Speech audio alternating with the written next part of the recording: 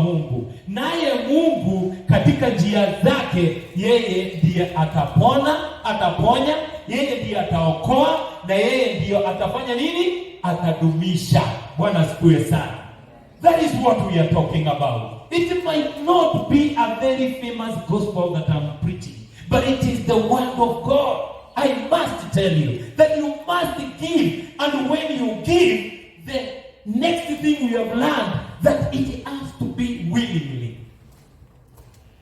It has to be, because the Bible says in the book of 2 Corinthians 9:7, 2 Corinthians 9:7, and I hope you are writing, that God loves a cheerful giver.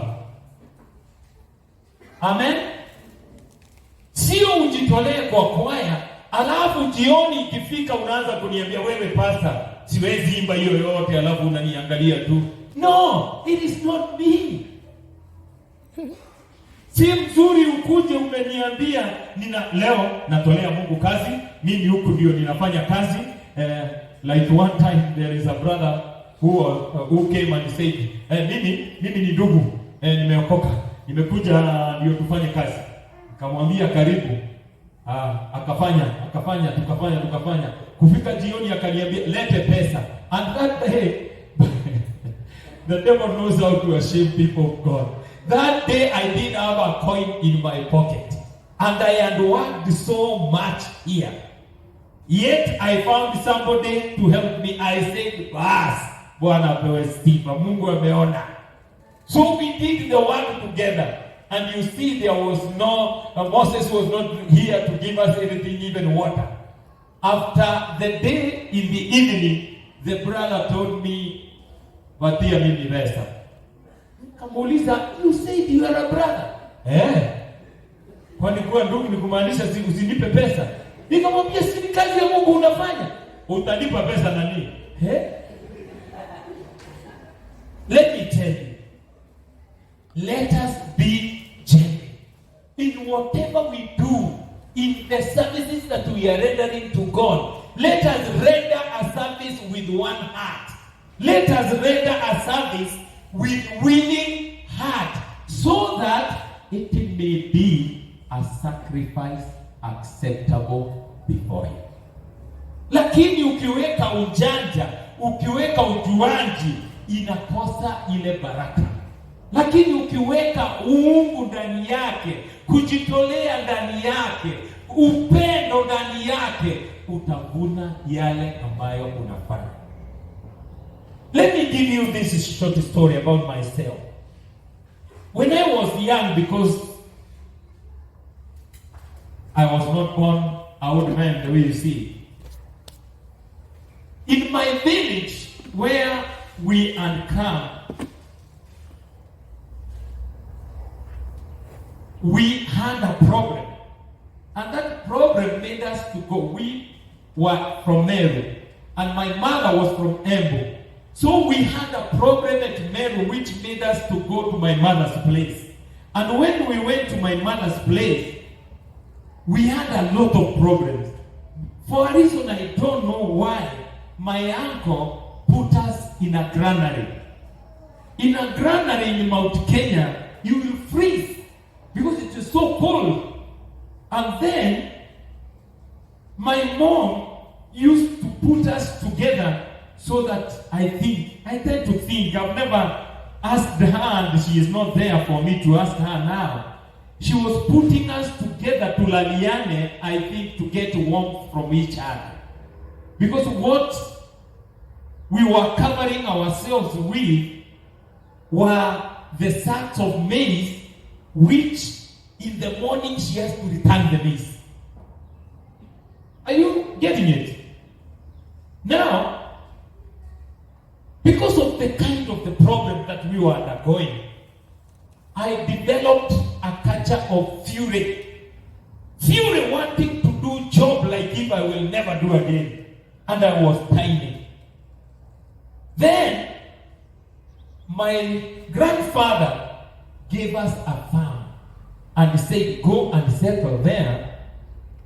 I've been telling my mother, go and settle there and take care of your children. So when we went there, we found a neighbor who had around that house, and also the house was round, and then it was of glass, and it had something at the top which looked like the direction is upwards, and people later on were laughing at us and saying, the house you are staying with, the house you are staying in was a one way to heaven. You are not supposed to do well. Anyway, when we were there, we managed to go with 2 goats, which we had bought by that time. Now the goats, I don't know it is because of the cold or what, they were also liking being pillows to us. And you also like it because it is warm, you know. It was a hectic life. In the village, I was known that if I will do some work for you, nobody else will come to finish it. Because the jembe that I bought was so wide, when I dig the glass, nobody can come to slash it to small pieces because it was very big. And if someone else was given the job, it will be more costly. It is better to wait for me as I cultivate in another farm, and then I will come and do it. I got a name there that I am attracted. And in the midst of doing it, because when I will come now to put it into small pieces, it will be very nice. I was given a credit. And most of the houses, I was being paid the money I asked before, and somehow we are given maize. Kwa hivyo siku hiyo hatutanunua unga kwa sababu ni pesa ya kusaga tu nitapeana. What am I trying to say? If you do whatever you do, regardless of how hard it is on you, that will not make you remain a beggar. Instead, it will catapult you to the next level. And when you go to the next level, there is nobody who can pull you down because they know you don't fear. I was doing half an acre of a normal farm every evening after classes. And by 10 at night, if there is moonlight, I am done. Lete pesa. Nimemaliza. I managed to sustain our family, and I was not the firstborn, neither was I the lastborn. And we were able to be at Thundersome with some other families within a very short while. How much more should it be when it comes to the house of God? And to the poor, by the way, because even though we were the poorest, there were others who are needy. Not needy as us, because now here we are being labeled as foreigners. And then, where we have come from, we don't have any help. Now, sometimes my mother was asking, sisi ni wa nani? But you see, sisi ni wa Mungu. Sisi ni wa Mungu. Many people ambao tulisoma na watoto wao, because I remember like one day I found that ati kijana tunasoma na yeye analia kwa sababu ya kuambiwa kabla apewe chai akunywe uji. I was wondering, what is this now making you cry? Sulete yote. Hata nitakunywa yote uji, wewe kunywa chai. Na iko na sukari. Sukari. Yeah. Let me tell you. It depends with what is in your mind. Wewe ukitaka iwe ngumu sana kupea Mungu, itakuwa ngumu sana. Lakini wewe ukitaka iwe rahisi, itakuwa rahisi sana. One time when Bongei was preaching here, he talked and gave a story of a person in Nigeria. They are called the wise men of the tribe.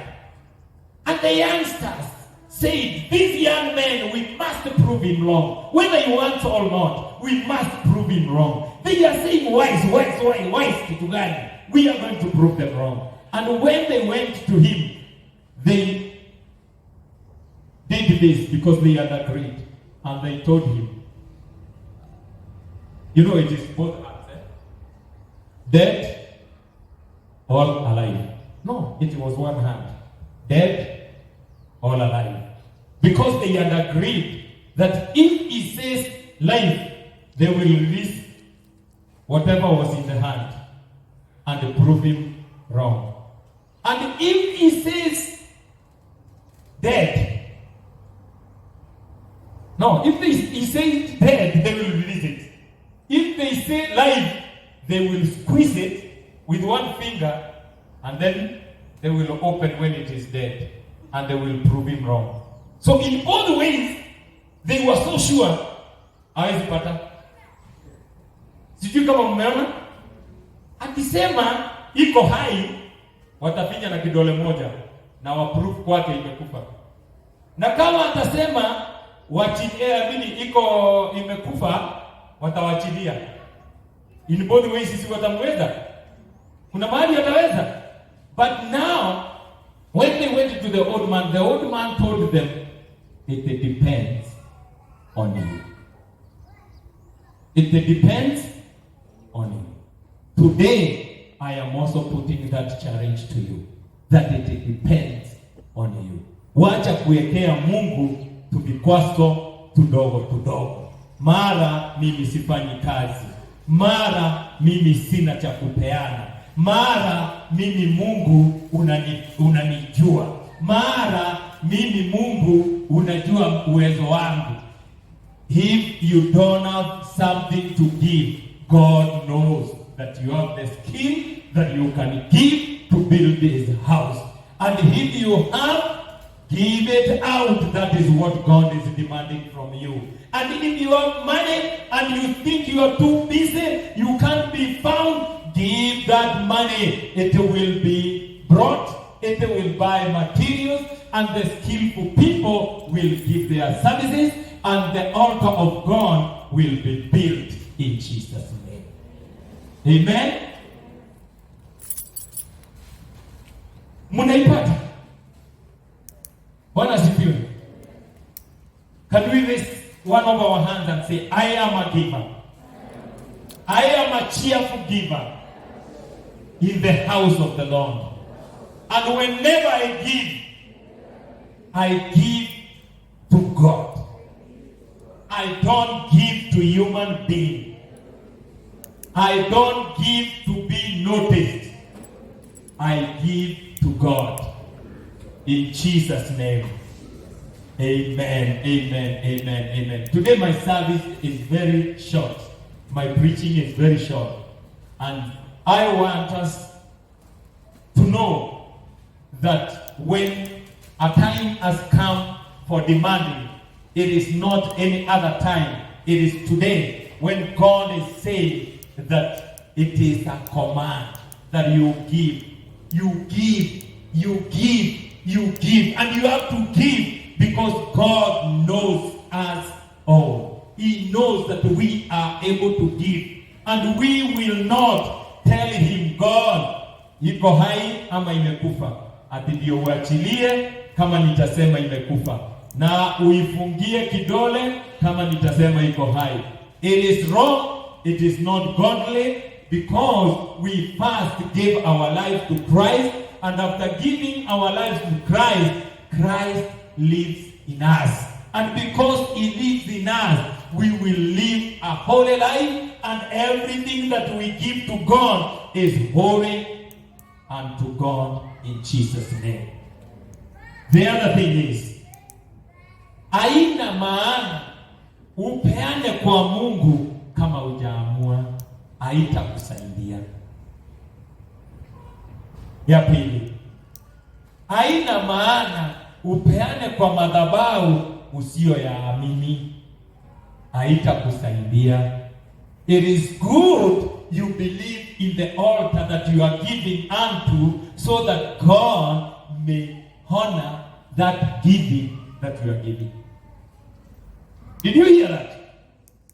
Ni mzuri uheshimu mahali ambako uko na mahali unatoa matoleo yako, ili yakaweza kuzungumza kwako na yakaweza kufanya kazi katika maisha yako. Wakati Mungu anataka altar ijengwe na anasema ya kwamba he will dwell in it, he is not dwelling in it to help himself. He is dwelling in it so that he may be among his people.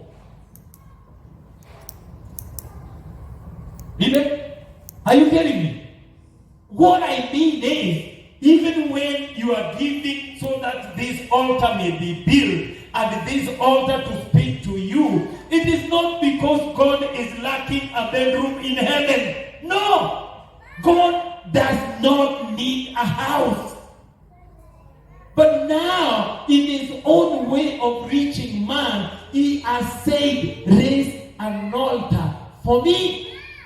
In this altar, I will touch the lives of my people. You are his people. You are the God's people. You are the people God is interested in. Amen? Let us give ourselves to God. Tujipeane mahali tunajua ya kwamba Mungu ataweza kutupata. Kwa sababu wale weko barabarani saa hizi na wale wengine wako katika shughuli zao na ambao hawasikii hili neno, halitakuwa mbegu ndani yao, halitapandika mioyoni mwao, hawatatoa kwa Mungu na hawatafaidika. Lakini nyinyi wenye mko hapa, ninawasihi aje mjitolee kwa madhabahu ambayo mnaona, na hivi nalo haya madhabahu yakaweza kuzungumuza katika maisha yetu. Na yakizungumuza katika maisha yetu, we will never be the same again. On Wednesday, after we had come from here, we had done the Bible study together. A preacher called me through the wire. Ibrahim, kuja, ninataka uniombee. What is the problem?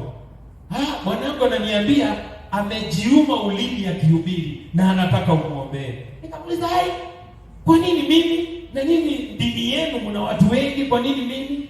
Akaniambia sasa amesema hivyo na mdomo ulimi inamzuia kuongea, nasikia uchungu sana.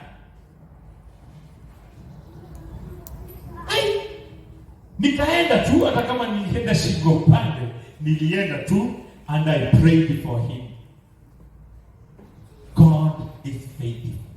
That man, his tongue, which was swollen, almost filling the mouth, Mungu alileta ikafika kiwango na akanisalimia nikiwa wa kwanza, calling my name Ibrahim.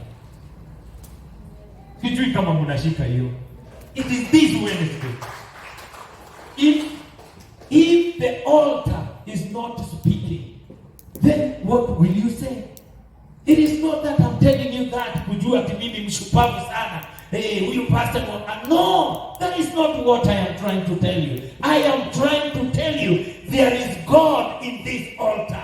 God is speaking from this place. And he is not only speaking, he is working. Bwana asifiwe sana. He is healing, he is touching lives, and he is transforming people's lives in the name of Jesus Christ. When I sometimes sit and ask myself what is happening of late, I also don't know. It is beyond me. This was not happening with me when I was in LCC. What is happening these days I can't give them to my credit. That is God's doing. The last time I saw God do the things that He is doing with me, I was a youngster. I was moving with a lot of power and a lot of grace.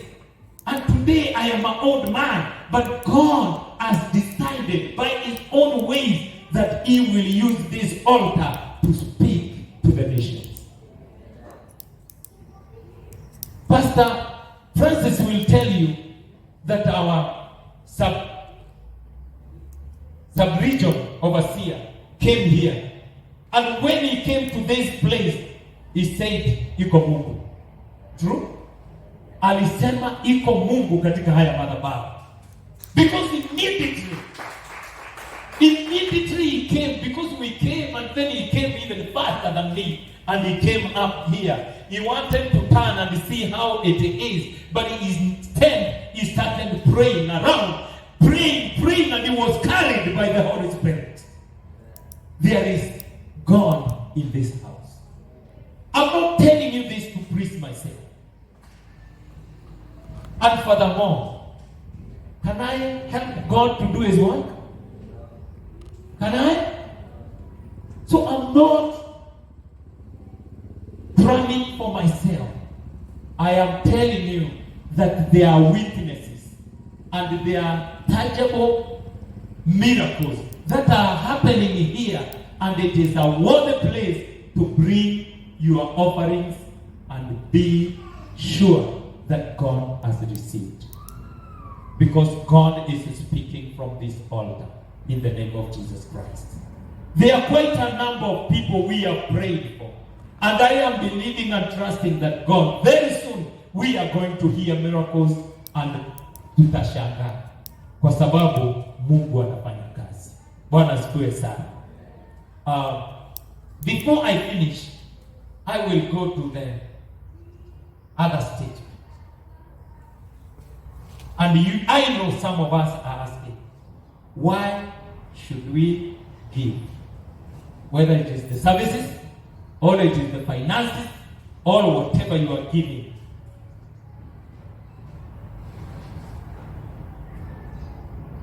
And who should give? We have come to know that it is all Israelites. And we have agreed that we are the Israelites of today. Amen? And why we should give, we have come to know it is because of the atonement with Christ. And then, when we give, we should give as if we are giving to God. And with the leaders starting to give. Mimi ndio ninavaa kuwa kwa kuongoza katika kutoa. Na kama mnasikia kutoa yangu ni questionable, mjue basi iko shida. Kama tukiongea kuhusu kutoa pesa na mimi sitoi, basi iko shida. Mkisikia ni kutoa services na mnaona mimi kuja kutoka Nakuru ni ngumu, mjue iko shida. Kama ni kutoa pesa, mnaona mimi sitoi, Pastor Francis atoi, yoyote anajiita Linda atoi, ajitolei. Hata kuhusu services, there is a problem. Because you can't lead from the front. Did you hear that? Nimesema aje? Is it true? It is not true. You read from the front. Wewe ukitoa ndio unaambia wengine toeni. Kondoo zikipelekwa marishoni ndio you can't be in the front. Lakini when it comes to the example, you be the leader. Si ni kweli? Kwa hivyo I should be on the front when it comes to giving. Bwana asifiwe sana. Amen. Nitawauliza msimame na ninaomba msimame mkiwa mnasimama, hata kama imekuwa ni gospel ambao ni ngumu. Ninajua ya kwamba hii ndio itafanya muende to the next